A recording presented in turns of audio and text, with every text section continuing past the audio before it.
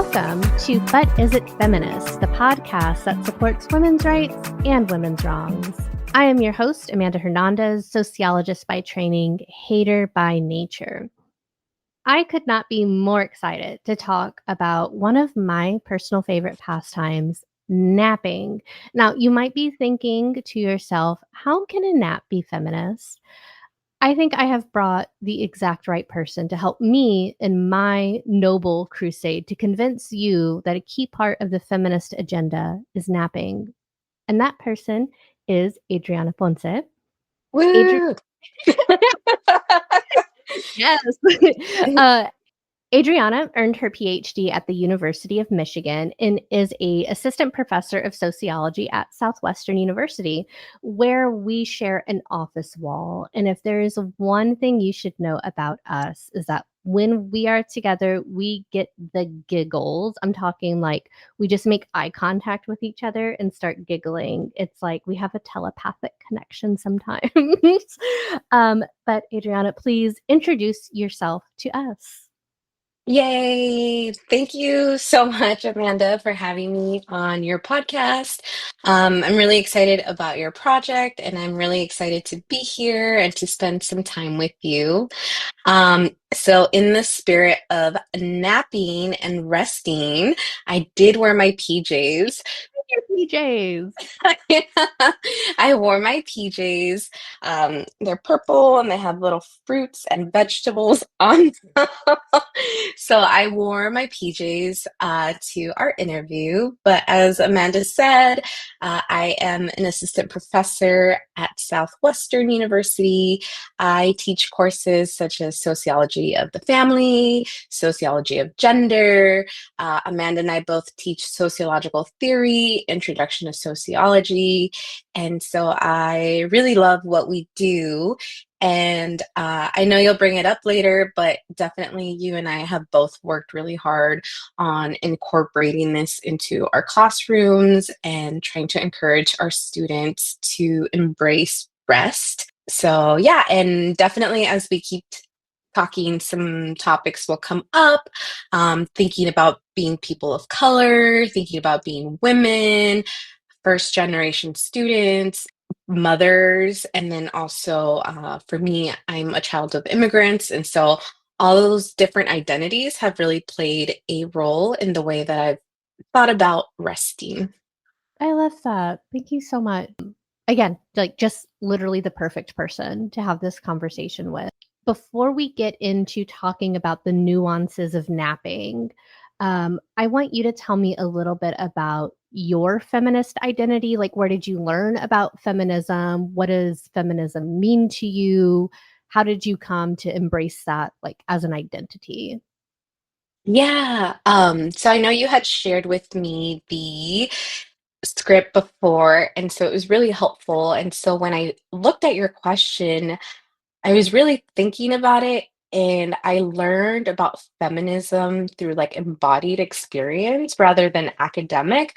Academically, I would say I was a late bloomer in thinking and learning about feminism. What really instigated my feminism, and I think it was always there, I just didn't know what it was.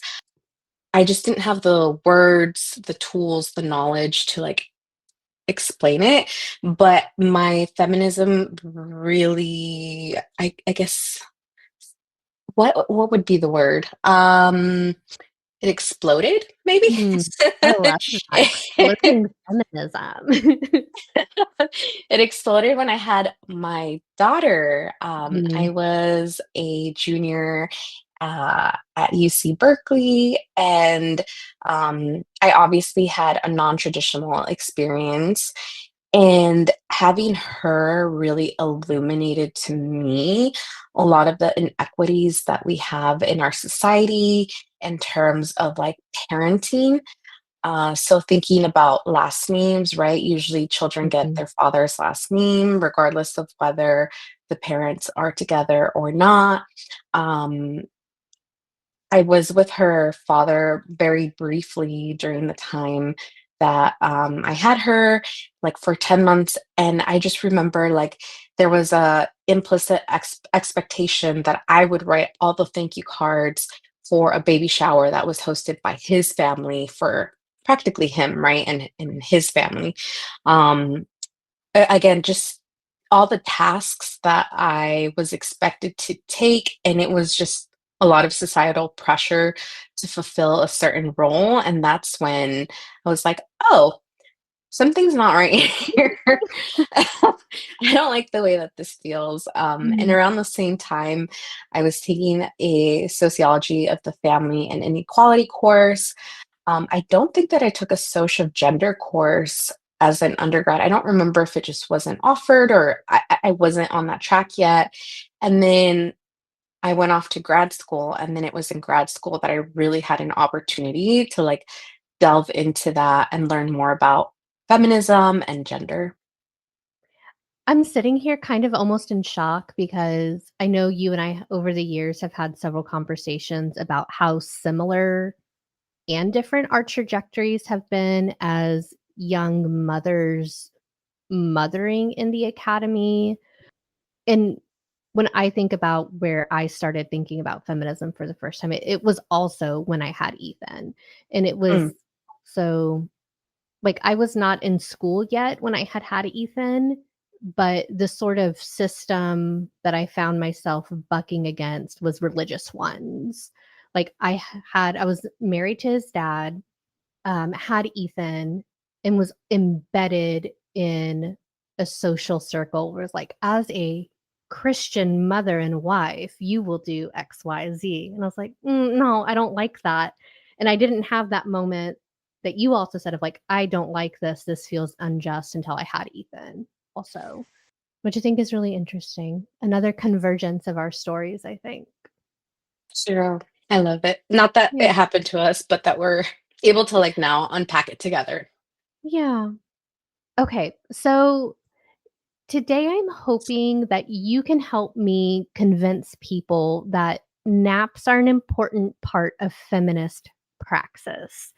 I am a lifelong cat napper. I remember like coming home from a school day, a long school day, and being like, I'm going to eat a whole bag of popcorn and then sleep until 7 p.m.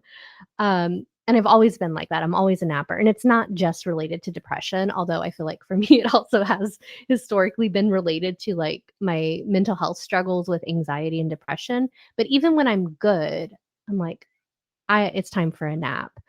Um, but it wasn't until I read Trisha Hersey's Rest is Resistance that I was able to really think of my napping as something bigger than me just needing to lie down. Like me, both of us, I know both of us assign parts of this book in the classes we teach.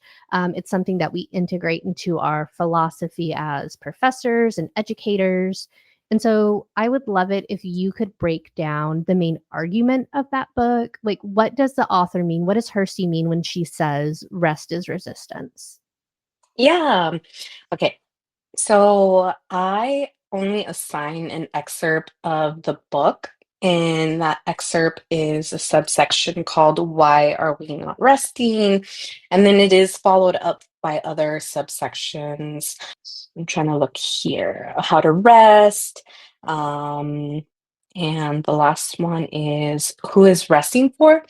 And so the actually in connection to what we're talking about, the reason that I only assign a subsection of the book is that I remember when I was an undergrad, we used to get assigned so many readings, and I'm trying to be much more conscious and mindful of encouraging students to have a work life. I guess in this case, it would be school life Yeah. balance. And I think that by assigning short readings, they're more likely to do it. They don't feel as overwhelmed. Um, but in full transparency, I did review the reading last night because I didn't remember everything off the top of my head since it is summer. But just to give you a like quick recap of this section, um, she really talks about capitalism and how working like machines is a product of that. including colonization. And so I really like this quote. It says, "We are not resting to be productive. We are resting simply because it is our divine right to do so." Yeah. We, yeah. So we are not resting to be productive. We are resting simply because it is our divine right to do so. And I think that's really important to underscore because oftentimes we think of resting, right? Like taking naps, meditation, taking a shower as like a reset so that we can come back refreshed to our work, rather than thinking about resting is just our own right. She also points out some of the things that we've brought up earlier, thinking about women, so the patriarchy and sexism, and how women tend to carry the burden of labor. And as both feminist scholars, right, thinking about invisible labor, thinking about emotion work, thinking about household management. So, just how women in households are expected to carry a lot of labor that is often unrecognized. Like who schedules the appointments, Mhm. who keeps track of, whether you need toilet paper or not. So thinking about the mental load, as it's called in popular culture, thinking about marginalized women, especially Black and Latina women, and how we make up the largest group of laborers in our capitalist system. We can think about slavery, right? And how enslaved people were used as like the first form of capital in the US. And so resting is actually anti-capitalist, anti-colonial, Yeah. anti-racist.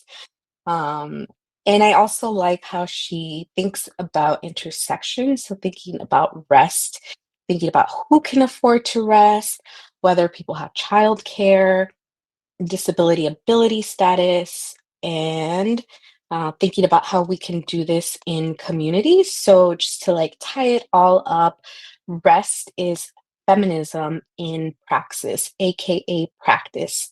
So, I would say that's a quick synopsis of that section. How did you feel when you encountered this work for the first, like when you read that for the first time and had someone so clearly articulate rest is resistance because it's actively resisting capitalism. It's actively resisting the legacies of enslavement and colonialism. What was your emotional reaction to that? Yeah, I think well, first, you and I both got exposed to the reading in I think it was like a seminar or some kind of meeting for faculty training of color. And so I was like, ooh, let me pick this up. I think that I have been thinking about this for a while now. Where I did my grad studies, they had a lot of resources around like wellness, meditation. So we would have like meditation sessions. I was very fortunate that I have crossed paths, walked alongside, been in community with women of color, and especially Black women, and thinking about this. And so for me, it was like, oh, this is a great way to put this out in like an academic way, right? Because in Yeah. academia, a lot of times what's centered is what's in print. I'm wondering if you have a similar experience to me, which is I read this and I'm like, yes, absolutely, 100%. But then I do like, are you familiar with that meme where it's like the man looking at himself in the mirror and he's like, other people deserve compassion, but not you. Like, you know, so like, tell me a little bit about how what has it been like to translate this idea? Like logically we know that we are entitled to rest just by virtue of existing. We don't need to earn it. We don't need to earn taking care of ourselves and our bodies. And we know that logically. And again, maybe this is just me, but I feel like I have trouble translating that into practice all the time. Um, what has that been like for you? Yeah, that's a great question. I think definitely there is a disconnect sometimes between modeling what this should look like and preaching, not preaching, but encouraging it, right? So, for instance, we're on the tenure clock, and so there is pressure to be productive researchers, to be excellent teachers, to do service work, to advise students, to be a presence on campus. And so I think a lot of my lack of rest throughout my life has consistently been linked to my drive to excel academically. Mm. Um, yes, for a very long time, I had a terrible sleeping schedule, and I see this in our students a lot where they stay up late. I'm sure they pull all-nighters. And so it's hard to incorporate rest when you're trying to reach certain milestones and goalposts. And so I acknowledge that it's still a work in progress. I think it's hard when there are consequences that may come from your productivity, right? So Yeah. tenure. Yeah. We would like it Um all. And health insurance. That's true. Yeah. Yeah. Material realities, right? Having to provide a household, a roof, food, water, electricity, and so forth.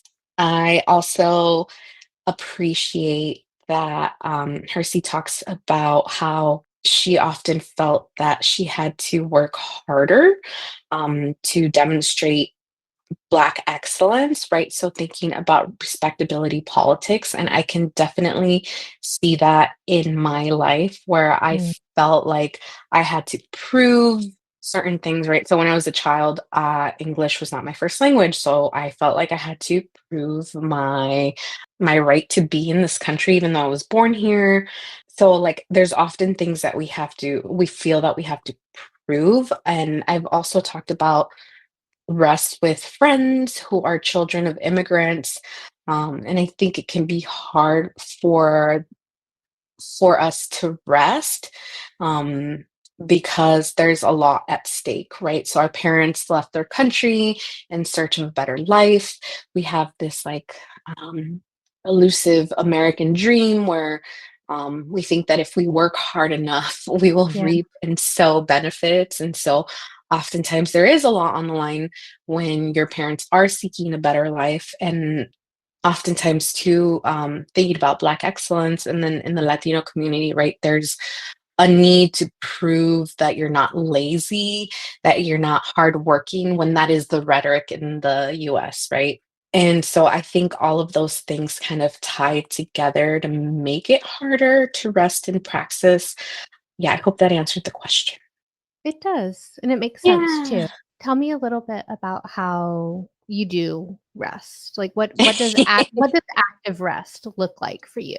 Yeah, I'm a professor, I'm a mother, I'm a caretaker. When I take my time back for me and like love myself the way I know you love the people around you, what does it look like when you love yourself? Aw. Yeah, it's funny because I'm thinking about the last question and this question to bridge it together. I started embracing these practices more after I was in a relationship about like 5, 6 years ago with a person who was not an academic. Mm. Um, and they would come home and they would watch TV. And I was like, what? What are you doing? I'm like, wait, what? uh, and you go to Enjoy sleep your on time. break. You go to sleep on time. Um, and that was like a really hard shift for me because I wasn't used to it.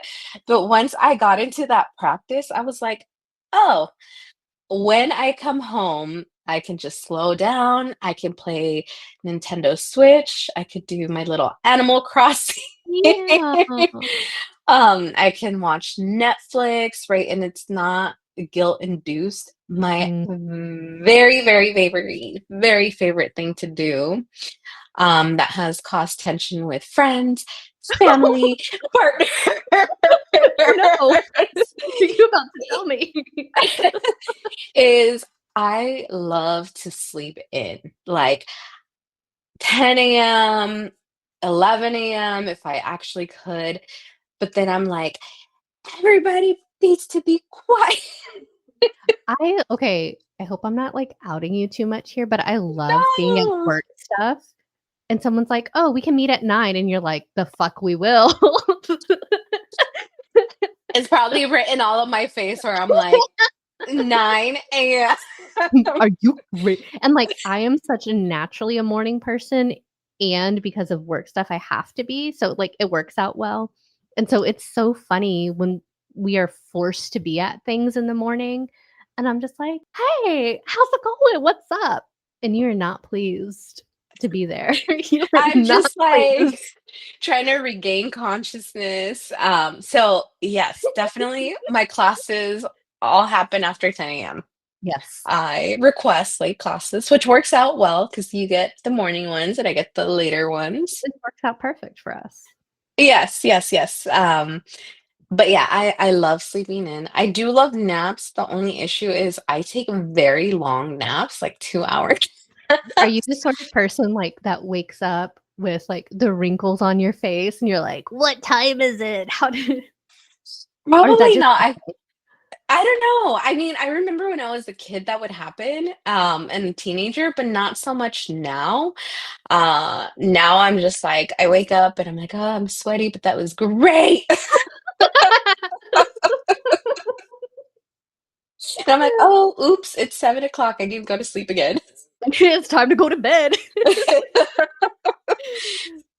Yeah, so I'm neither a morning owl or oh, I'm neither a night owl or a morning person. I am just like a tired raccoon. I love to sleep. I love to rest.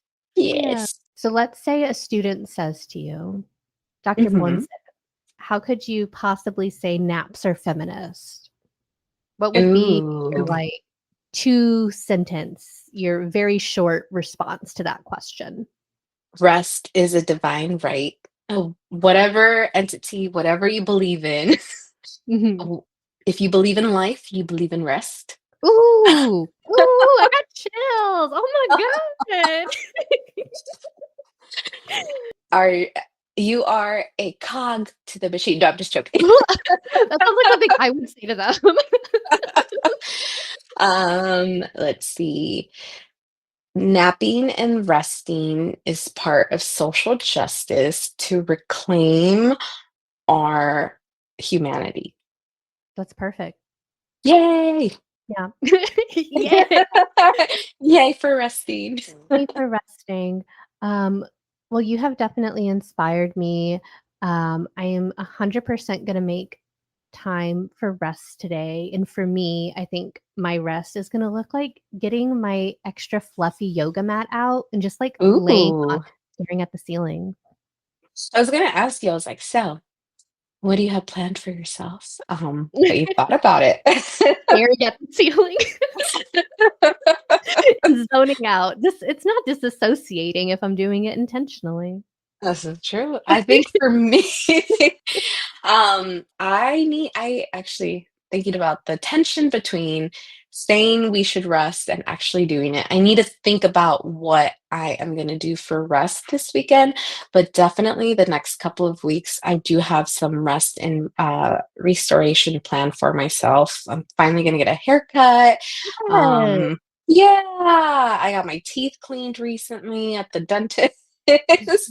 I'm gonna go get my wellness checkup, and so I'm just gonna do things for me in the next couple of weeks, and um, yeah, still working on the practice of it because I'm like that way I can come restored for the new academic year. But again, that's propping up and supporting our capitalist system of work. So Yeah, it's and, hard.